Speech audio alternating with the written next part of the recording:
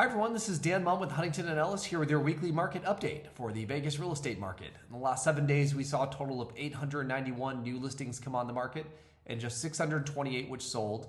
Seems like a low number, but a lot of this has to do with the holiday weekend this past week. This is the last 7 days metric.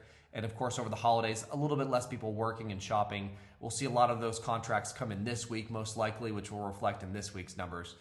The total inventory, though, did go down for the first time in quite a while, which is a good sign.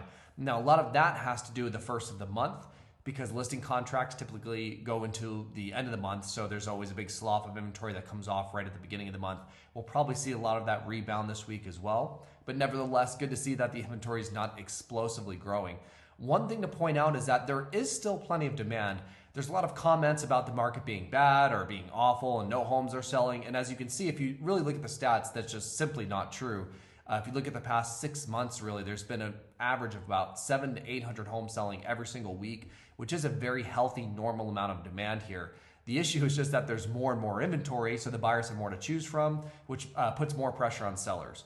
So it means a few things. The buyers are going to choose the ones that are priced the lowest, in the best condition, and best location. And so that's one of the reasons that I started to offer this cash advance program. A lot of my clients, especially sellers who don't have a lot of equity that bought maybe in the last 2 to 3 years, it's hard for them to spend money right now to improve their home to make it compete against the other homes for sale. And so that's part of the service that I offer for those sellers who might not have that money to invest up front.